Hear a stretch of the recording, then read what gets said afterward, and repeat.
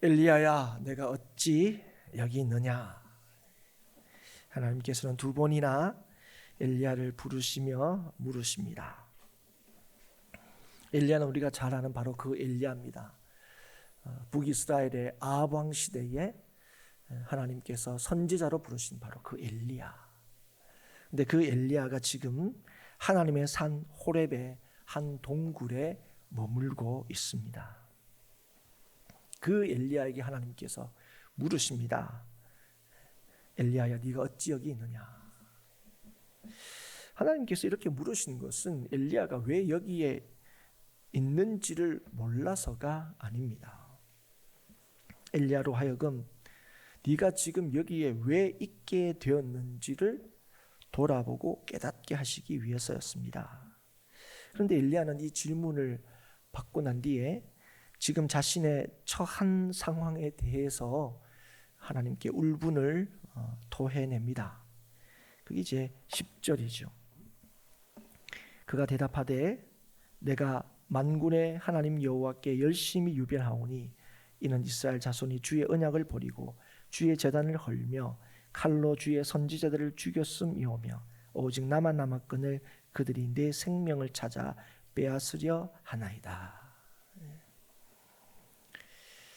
지금 그 엘리야가 사역했던 그 당시의 북이스라엘의 상황을 우리는 잘 알 수 있습니다. 이 대답을 통해서.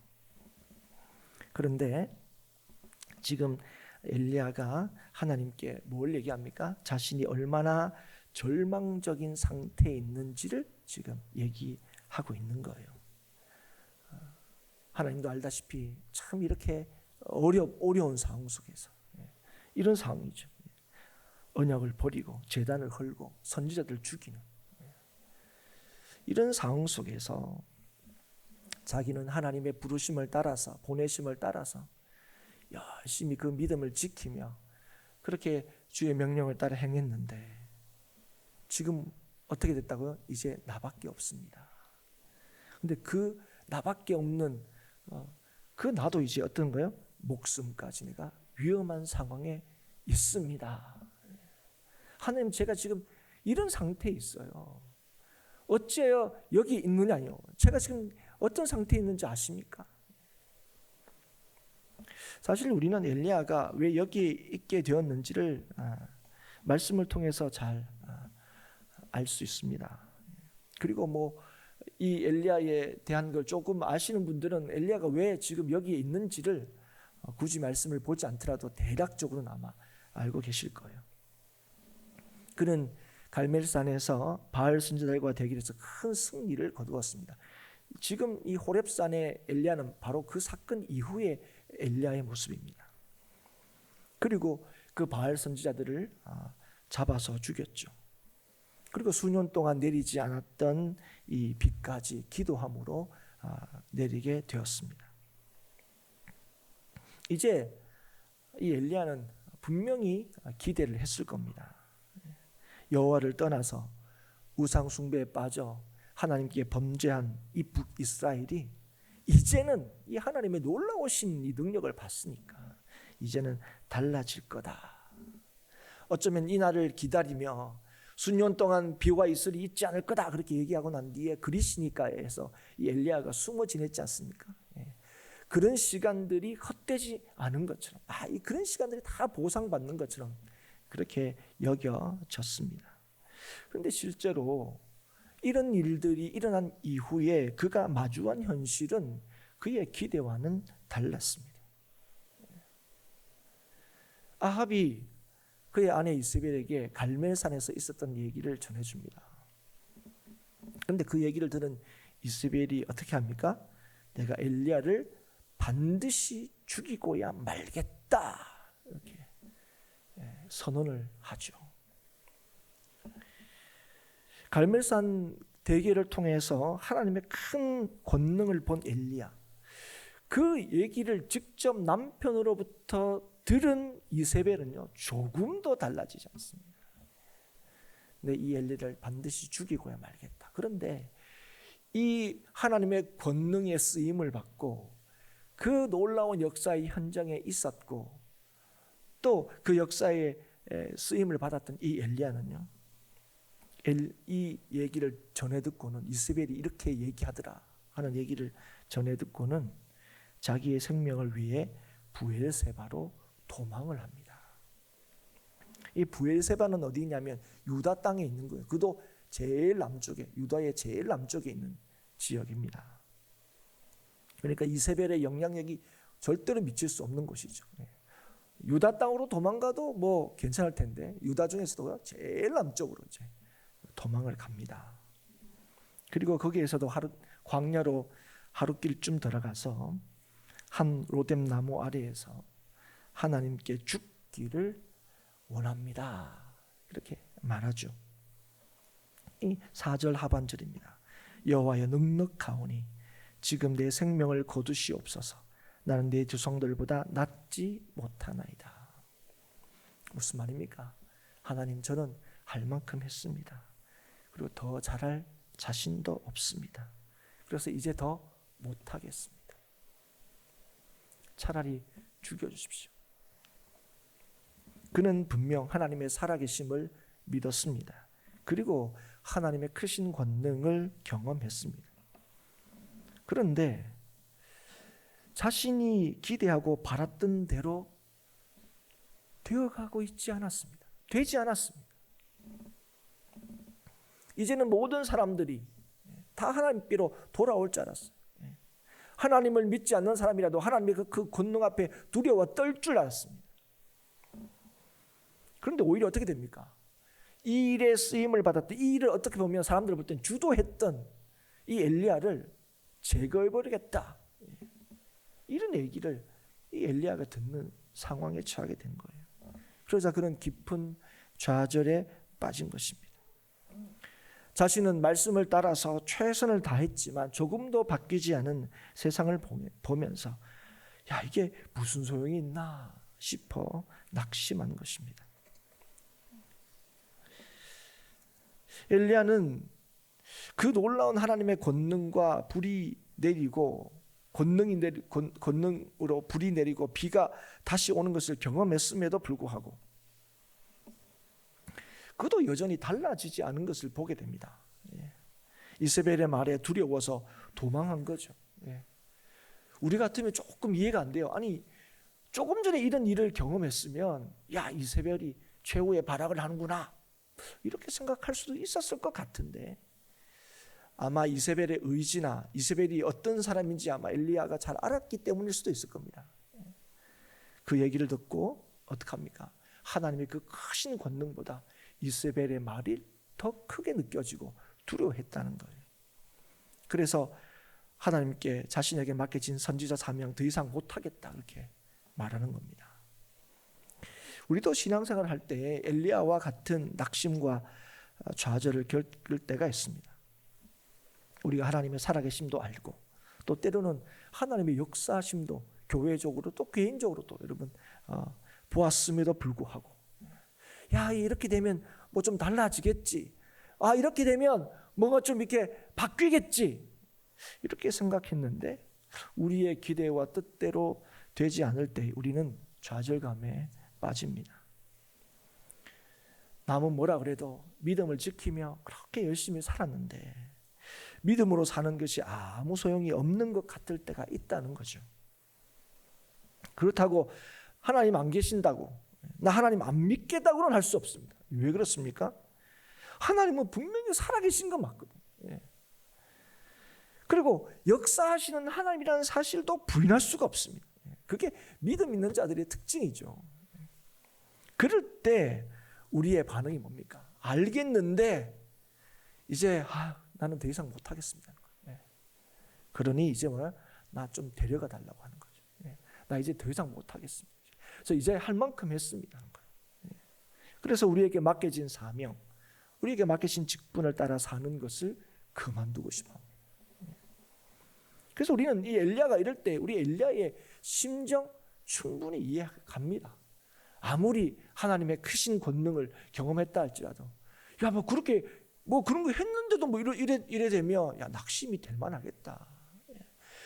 끝까지 요까지 참아서 뭘 했는데 이제 이래서 이제 되면 난 좀 뭔가 좀 쉬겠다 싶은데 아니 처음부터 다시 뭘 시작해야 될 것 같은 생각이 들면 여러분 그냥 무너지는 거죠. 그렇지 않습니까?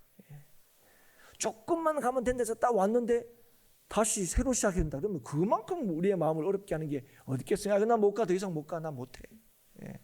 여러분 엘리야의 심정이 충분히 이해가 되죠.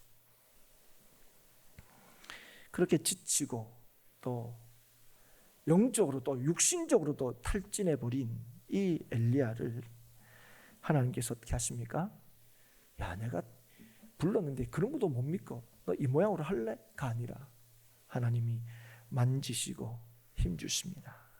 보시면 천사가 엘리야를 어루만지죠. 2번이라 그럽니다.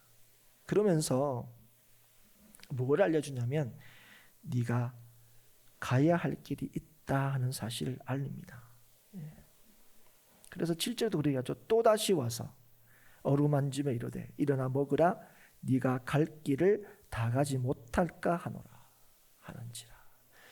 여러분 지금 엘리야는 로뎀 나무 아래서 딱 여기서 죽고 싶습니다 이러고 있어요. 하나님 저 이제 더 이상 선지자 이렇게 못합니다. 여기서 딱 죽여주십시오 하고 있는데 하나님께서는 천사를 보내셔서 그를 어루만지며 먹이고 또 힘을 내라 하시면서 뭐라고 합니까? 네가 가야 할 길이 있다 말씀하시는 거죠.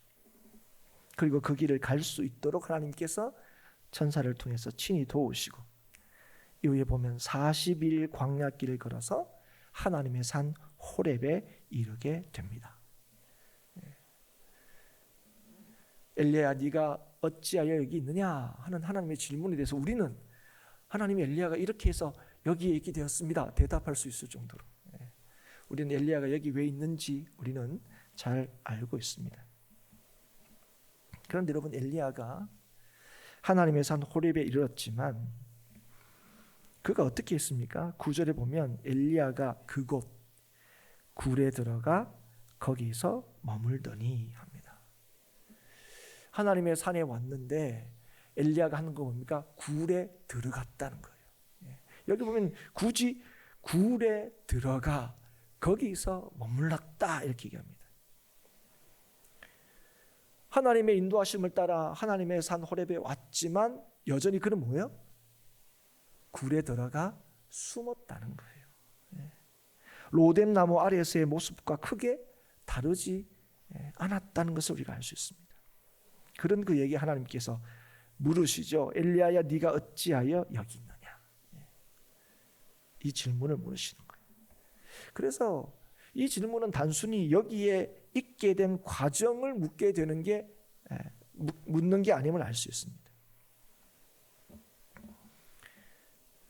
그런데 여러분 그의 대답을 통해서 여전히 엘리야가 자신이 처하게 된 상황과 형편에 함몰되어 있음을 알 수 있습니다. 자기 중심적인 불평을 터뜨리고 있는 걸 볼 수 있죠. 지금 그는 하나님을 전혀 보고 있지 못합니다. 여러분 하나님을 보지 못할 때에 우리는 자기 중심적이 됩니다. 그리고 자기 중심으로 자기가 처한 상황에서 모든 것을 보게 되고 판단하게 됩니다. 그래서 그의 말이 뭡니까? 오직 나만 남았습니다. 그리고 그들이 나를 죽이려고 합니다. 무슨 말입니까? 지금 제가 무엇을 어떻게 할 수 있습니까? 어찌하여 여기 있나뇨? 혹시 하나님 뭐 저보고 뭐 더 하라고 하시는 겁니까? 아니 지금 이 상황을 보시면서도 모르세요? 저는 뭘 더 할 수 있는지 모르겠습니다. 저는 더 이상 못하겠습니다. 뭐 했다고 뭐 달라진 게 뭡니까? 이게 지금 엘리야의 답이죠. 네가 어찌하여 여기 있느냐. 사랑하는 여러분, 오늘 하나님께서 우리에게 우리의 이름을 부르시면서 네가 어찌하여 여기 있느냐 물으신다면 여러분 어떤 대답을 여러분 하실 것 같습니까? 하나님 저 여기 잘 있어요. 어쩌면 엘리야와 조금 다른 상황에 있는 분도 계실 거고 아니면 어쩌면 엘리야와 비슷한 상황에 있는 분도 계실 겁니다. 그럴 때 하나님께서 지금 우리에게 뭘 말씀하시는 것 같아요? 지금 네가 뭘 보고 있느냐는 거예요. 지금 엘리야는 지금 뭘 보고 있습니까? 자기를 보고 있어요. 자기가 처한 형편을 보고 있습니다. 이 상황들을 보고 있습니다. 그래서 뭐 내가 이때까지 했는 일이 무슨 소용입니까? 오히려 하나님 앞에 이제 불평을 털어놓고 있죠. 사랑하는 여러분, 이 말씀을 통해 다시 한번 우리가 깨닫아야 될 것은 우리가 눈에 보이는 것을 볼 때 우리는요 예외 없이 자기 중심으로 생각할 수밖에 없습니다. 내 상황이 이래서 나는 할 수가 있고 내 상황이 내 형편이 이러니 나는 할 수 없다. 내가 할 수 있는 것, 할 수 없는 것 다 뭡니까? 내 형편과 상황과 내 기준에 따라서 판단할 수밖에 없다는 거예요. 그래서 특히 내가 뭘 할 수 없는 상황에 있을 때 우리는 그래서 뭐합니까? 낙심하게 돼요. 절망하게 됩니다.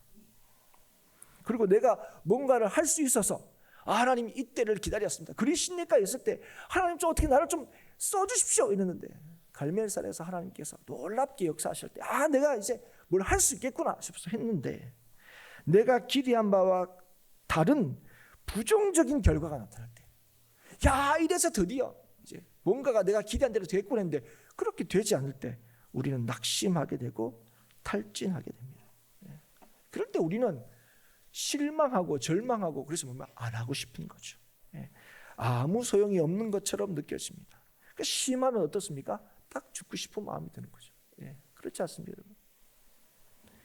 동굴 속에 숨어있는 엘리야가 바로 그랬습니다.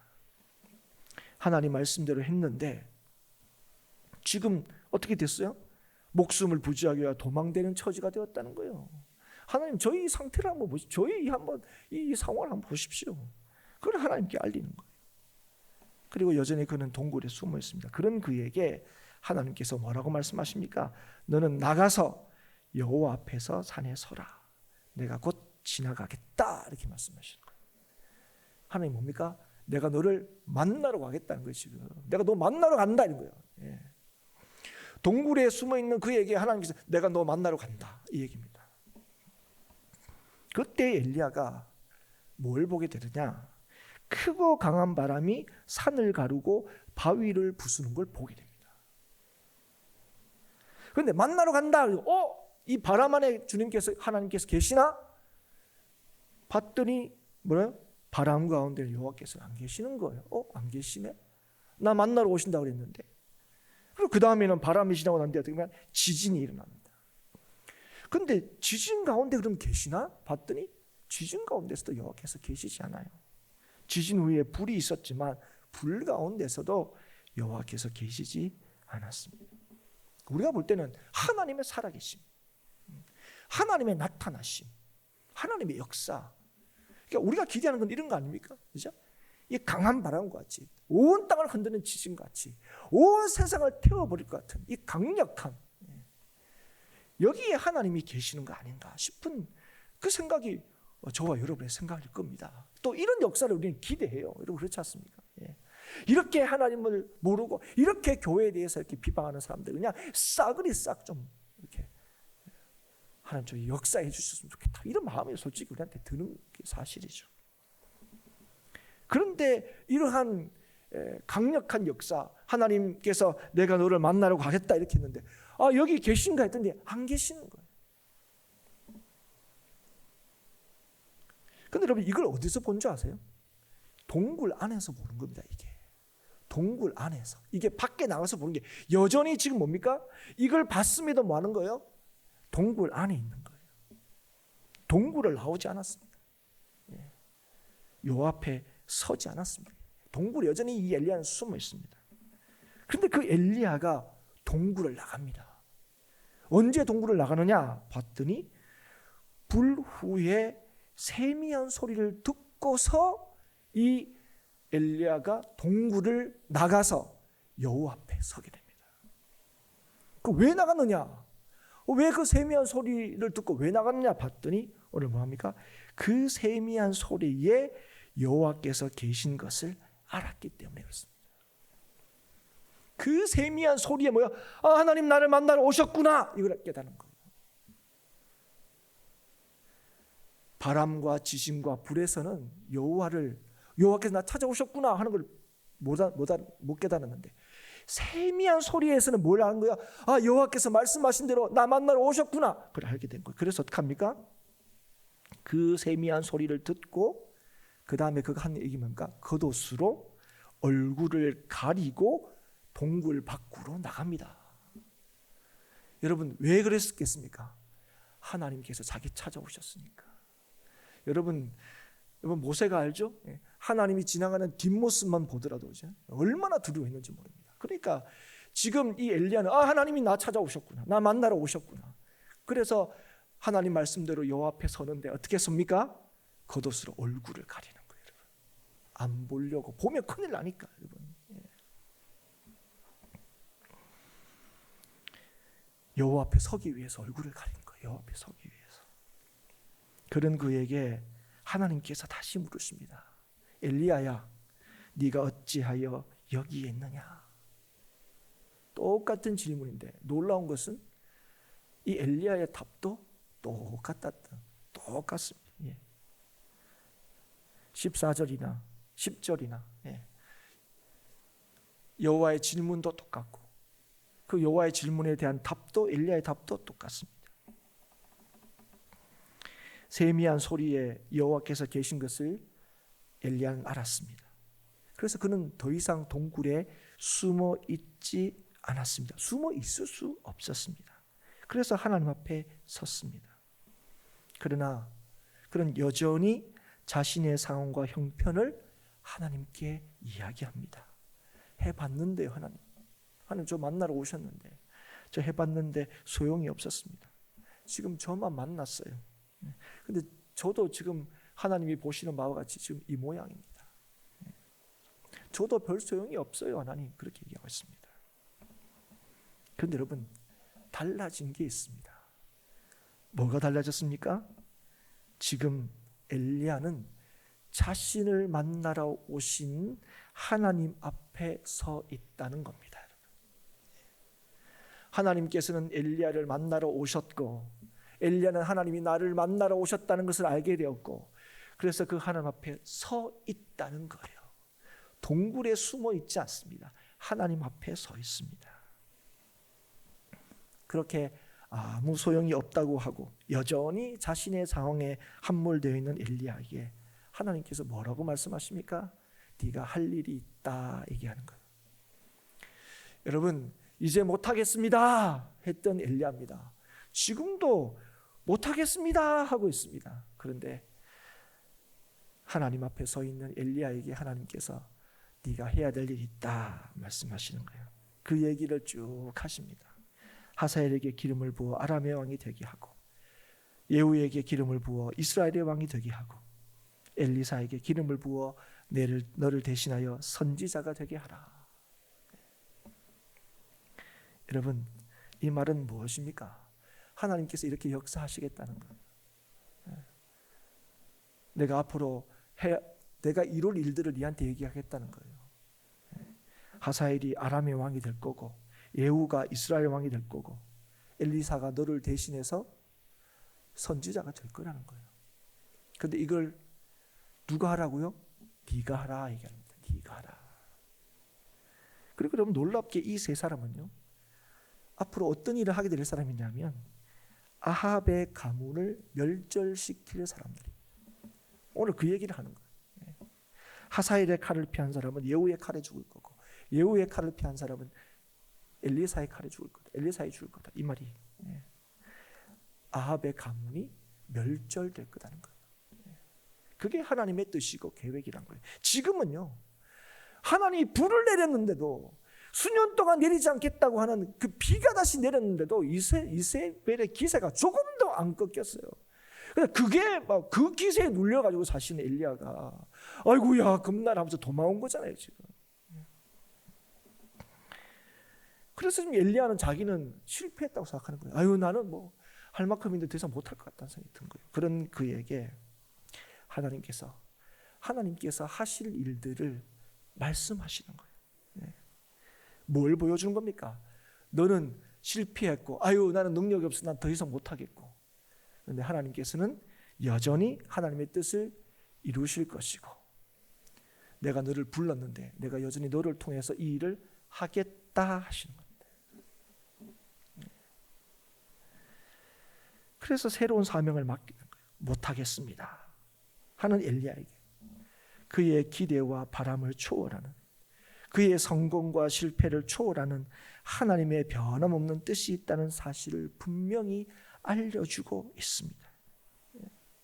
해봤는데 소용없는데, 아니, 하나님은 이 일을 하실 거고, 내가 너를 불렀는데 부른 너를 통해서 여전히 이 일을 하겠다 하시는 거예요. 그리고 나만 남았습니다 하는 그에게 바알에게 무릎 꿇지 않은 7,000명이 남아있음을 그에게 알려주십니다. 뭡니까? 지금 자신이 판단하는 상황이 옳지 않다는 거예요. 내가 지금 이 모양인데요, 지금 내 상황이 이런데요, 내 형편이 이런데요, 이러면서 네가 판단하고 생각하는 게 잘못됐다는 거예요. 이 세상은 누구의 판단과 누구의 뜻을 따라 이루어지는 거예요? 하나님의 뜻을 따라 이루어진다. 그리고 내가 너를 여전히 부르고 있다. 우리는 이 말씀을 들은 후에 우리가 18절까지 읽었지만 19절에 보면 이렇게 시작합니다. 엘리야가 거기서 떠나 사밧의 아들 엘리사를 만나니. 더 이상 못하겠습니다 했던 엘리야가 이제 그 굴 속에서 나왔을 뻔하니라. 그곳을 떠나 주의 맡기신 사명을 감당하기 시작합니다. 그게 19절 이후부터의 말씀입니다. 엘리야가 거기서 떠날 수 있었던 이유가 무엇입니까? 좌절하고 탈진하여 영적으로도 피폐했던 그가, 그래서 동굴에서 숨어서 나올 수 없었던 그가 동굴을 떠나 다시금 사명의 길을 갈 수 있었던 이유가 무엇이었습니까? 하나님을 만나는 데 있었습니다. 근데 그 하나님을 어떻게 만났습니까? 자신을 찾아오신 하나님을 어디에서 만났습니까? 세미한 소리에서 하나님을 만났습니다. 거기에 하나님의 계심을 그가 알았습니다.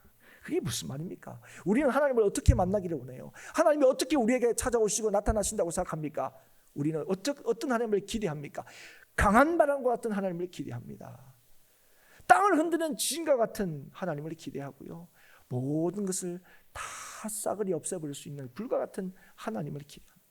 거기에서 하나님의 살아계심과 함께하심과 역사하심을 기대해요. 그런데 하나님은 세미한 소리에 계셨고, 엘리야는 그 세미한 소리에서 하나님의 계심을 알고 겉옷으로 얼굴을 두르고 하나님 앞에 선 것입니다.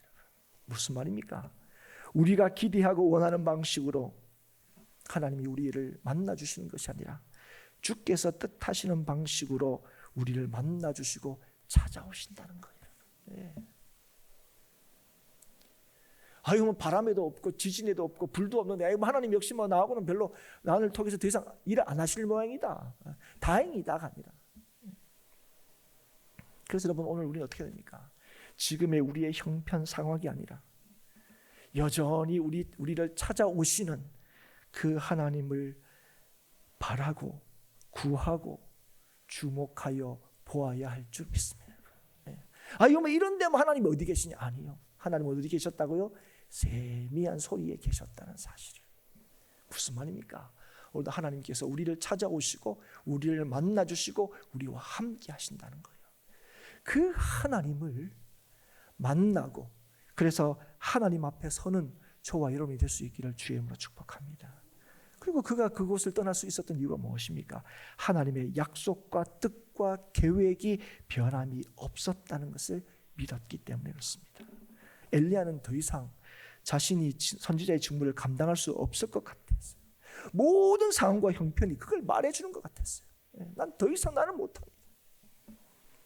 그러나 하나님께서 그에게 찾아가시고 만나주시고 말씀하십니다. 그래서 자기의 상황에 함몰되어 있던 그를 끄집어내십니다. 나는 할 수 없다고 한 그 상황에서 그를 건져내십니다. 어떻게 건져내십니까? 내가 여전히 너와 함께 있다. 내가 여전히 나의 변함없는 뜻을 이루기를 원한다.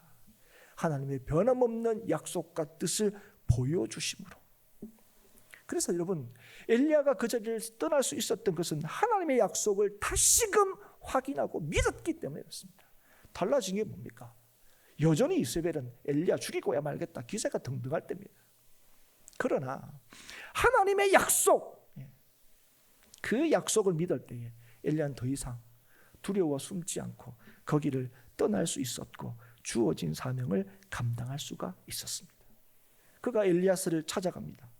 그리고 엘리사는 엘리야를 따르며 수종을 들게 됩니다. 여러분, 엄밀히 말하면 엘리야는 철저히 실패한 사람입니다. 그런데 그 엘리야를 엘리사가 따라 나선 이유가 뭘까요? 아유, 그래도 갈멜산에 굉장한 일을 한 사람이 아니냐? 그것 때문일까요? 아니요. 엘리야가 하나님의 약속을 따라서 여기 왔기 때문에 그래요. 여러분, 오늘도 하나님의 약속을 따라서 행하는 자, 보는 것에 따라서 행하는 사람이 아니라 하나님께서 주신 믿음을 따라서 행하는 자, 그 사람들이 나는 못할 것 같은데, 안 될 것 같은데, 바로 그 사람을 통하여 하나님께서 약속하신 그 모든 일들을 친히 이루시는 것을 보게 됩니다. 엘리야가 엘리사를 찾아갈 수 있었던 이유가 뭡니까? 아유, 내가 뭔데? 아유, 나는 부끄러워. 그렇지 않습니다. 하나님께서 자신을 통해 이루실 일을 확신하고 자기의 부족함에도 불구하고 여전히 말씀하시는 그 하나님께 내일과 소망이 있다는 사실을 믿었기 때문에 자기의 실수와 실패에 함몰되지 않고 하나님의 약속을 따라서 주의 맡은 사명을 따라 힘있게 나아갈 수 있었던 겁니다. 사랑하는 여러분, 교회도 마찬가지입니다. 교회가 맡은 사명을 감당할 수 있는 것은 교회를 향하신 하나님의 뜻과 약속을 믿을 때입니다. 교회가 지금 뭘 할 수 있느냐? 거기에 있지 않고 하나님께서 우리에게 하신 약속을 분명히 믿느냐 있습니다. 왜 그렇습니까? 하나님의 말씀과 약속은 반드시 이루어지기 때문에 그렇습니다. 그래서 교회가 교회될 수 있는 것, 성도가 될 수 있는 것은 하나님께서 하신 약속, 하나님께서 이미 우리의 삶에 이루시고 약속하신 것을 우리가 확신할 때입니다. 우리의 형편과 상황이 아닙니다.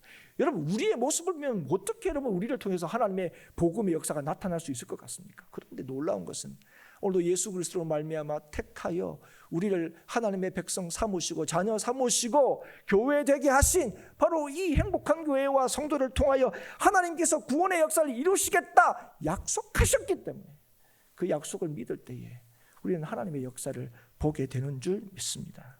우리의 형편과 상황을 따라서 우리는 할 수 있고 할 수 없다가 결정되는 것이 아닙니다. 그럴 때 우리는요, 뭘 좀 잘하게 되면 교만할 수밖에 없고 뭘 좀 못하게 되면 여러분 낙심할 수밖에 없다는 사실을 기억하셔야 됩니다. 열심히 했는데도 안 되면 탈진하고 낙심하고 더 이상 못하겠다고 말하게 되는 거예요. 내가 어찌하여 여기 있느냐? 하나님께서 우리에게 이 질문을 하실 때에 다시금 우리의 삶을 좀 돌아볼 수 있었으면 좋겠습니다. 그리고 깨달을 수 있기를 바랍니다. 하나님께서는 우리에게 맡기신 사명을 여전히 우리를 통하여 이루시기를 원하시며 그리고 우리를 통하여 그 사명을 반드시 이루시기를 기뻐하신다는 겁니다. 할 수 없다고 하는 우리들에게, 못하겠습니다 하는 우리들에게 여전히 찾아오시는 하나님을 오늘도 만날 수 있기를 주의 이름으로 축복합니다. 그리고 그 약속을 믿는 자를 통하여 하나님을 만나고 주의 약속을 다시 한번 깨닫고 그 약속을 믿는 자를 통하여 주님의 역사는 이루어집니다. 우리의 사명을 결단코 헛되이 하지 않으십니다. 우리의 수고와 우리의 삶을 통하여 하나님께서는 풍성한 복음의 열매를 맺게 하십니다. 내가 아니라 나를 부르신 주님께서 나의 모든 것을 책임지시고 의미 있게 하시고 주를 믿는 나를 통하여 하나님께서는 변함없이 역사하시고 이루십니다. 하나님의 뜻과 우리에게 하신 주의 약속을 오늘도 기억하고 믿을 수 있기를 다시 한번 주의 이름으로 축복합니다.